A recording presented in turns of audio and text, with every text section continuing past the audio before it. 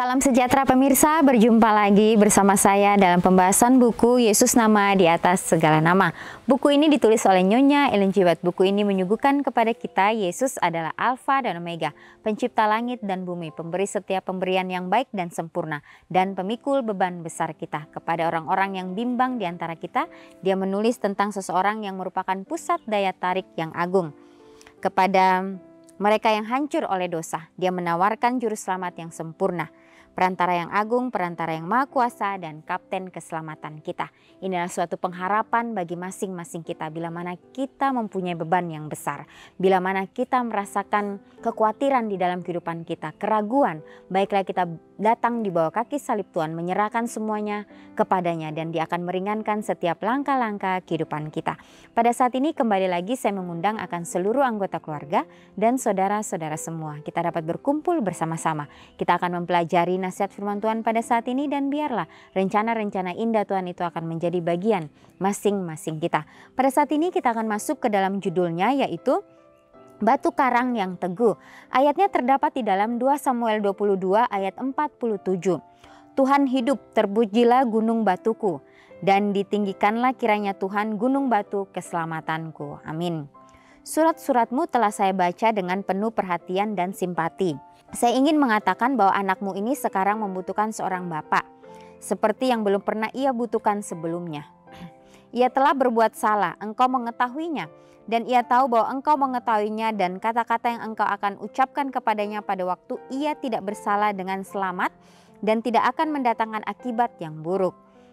Sekarang ini akan seperti sesuatu yang tidak baik dan tajam seperti sebilah pisau. Saya tahu bahwa orang tua merasa malu atas kesalahan seorang anak yang telah sangat menghinakan mereka itu. Akan tetapi, apakah anak yang bersalah itu lebih melukai dan menghancurkan hati orang tua yang di dunia daripada kita sebagai anak-anak Tuhan menyakiti orang tua kita yang di surga, yang telah dan sedang memberikan kasih-Nya kepada kita, sambil mengundang kita untuk kembali dan bertobat dari dosa-dosa dan kejahatan, dan Ia akan mengampuni segala pelanggaran kita. Ya, jadi nasihat firman Tuhan pada saat ini kembali lagi memberikan kita suatu kekuatan, ya, bahwa Tuhan adalah batu karang yang teguh. Hanya bersandar kepadanya lah kita akan diberikan kesanggupan, kita akan diberikan kekuatan.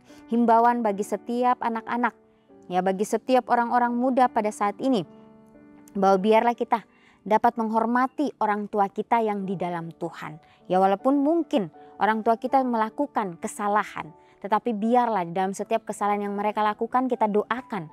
Ya, kita doakan mereka sehingga mereka boleh menyadari itu semua. Tapi kita ingat, kita tidak boleh, ya, kita tidak boleh tidak menghormati akan orang tua kita, tapi kita menghormati mereka karena mereka sudah mendidik kita, mereka sudah menjaga kita, atau mereka sudah merawat kita. Ya, walaupun mereka tidak sesuai dengan apa yang firman Tuhan katakan, tetapi bagaimana kita terus mau mendoakan mereka sehingga mereka pun dapat sadar di satu hari nanti.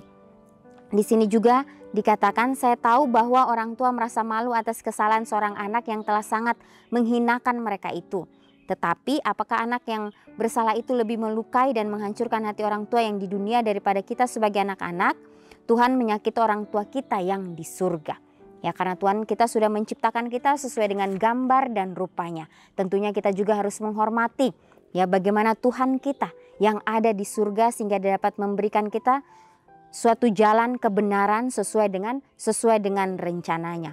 Dan di sini juga kita diberikan suatu undangan bagi masing-masing kita untuk kita datang kepada Tuhan, kita bertobat dari setiap dosa-dosa kita dan kejahatan kita, dan Dia akan mengampuni segala pelanggaran yang kita lakukan. Kalau kita sudah diampuni, ya, pelanggaran yang kita sudah lakukan itu, baiklah kita berdoa meminta Tuhan supaya kita tidak mengulanginya lagi.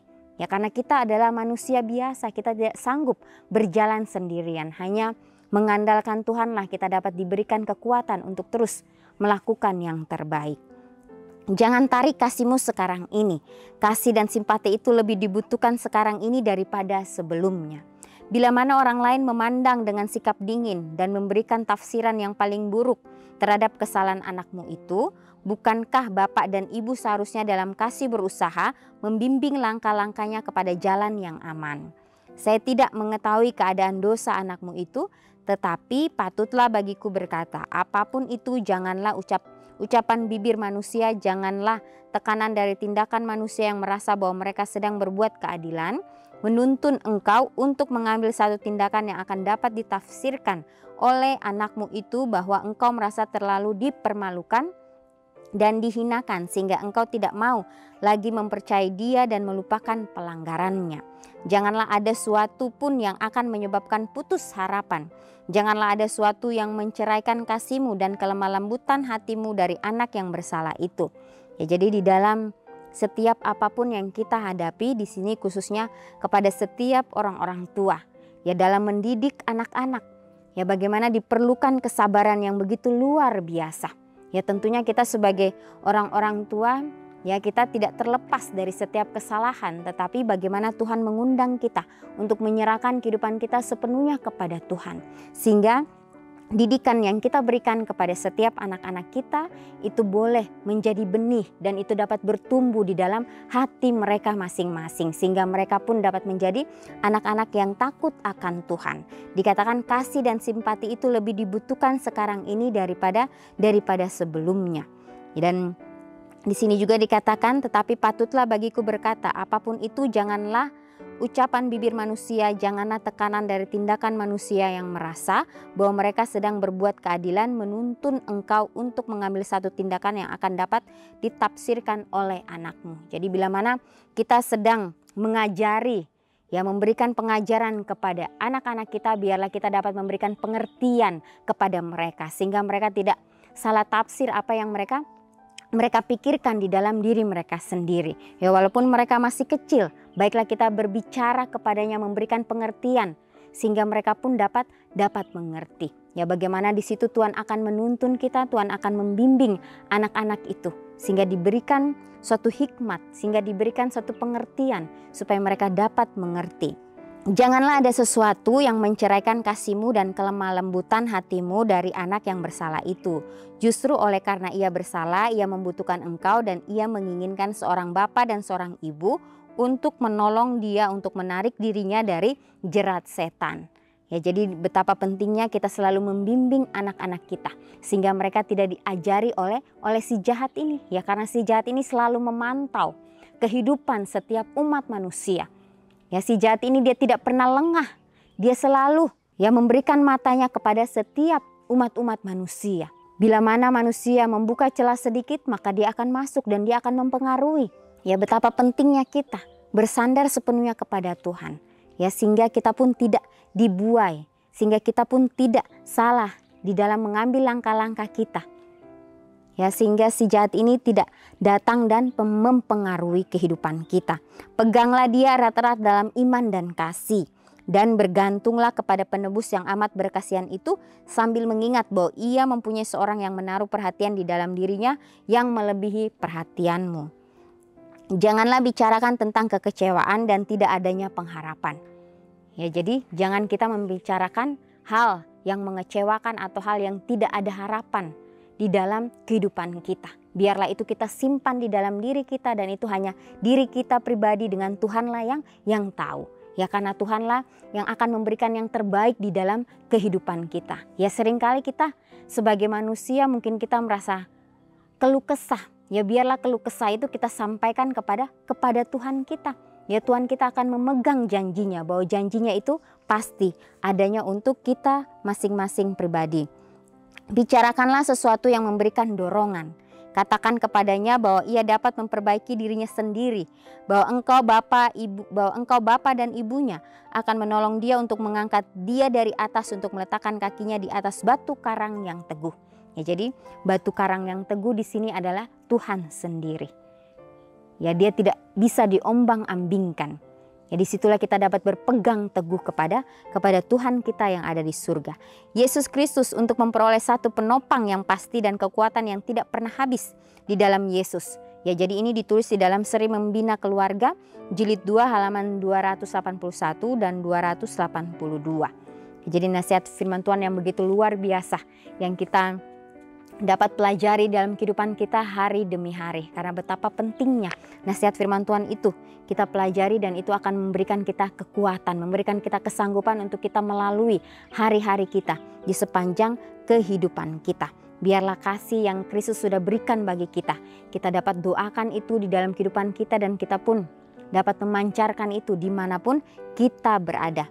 Ya, jadi betapa pentingnya kita mempunyai kerendahan hati, penuh penyerahan kepada Tuhan. Dari semuanya itulah kita akan diberikan tanggung jawab supaya kita dapat menyampaikan akan kabar keselamatan itu. Ya, walaupun bukan dengan kata-kata kita, tetapi dengan setiap tingkah laku kita. Ya, orang akan melihat itu dan mereka juga akan merasakan bagaimana kasih Kristus itu di dalam kehidupan mereka. Janganlah ada sesuatu yang menceraikan kasihmu dan kelemah lembutan hatimu. Ya, jadi jangan ada hal yang kecil yang dapat menceraikan kasih itu, atau yang dapat menceraikan kelemah lembutan hati kita. Ya, baiklah kita selalu memfokuskan diri kita hanya kepada Kristus saja.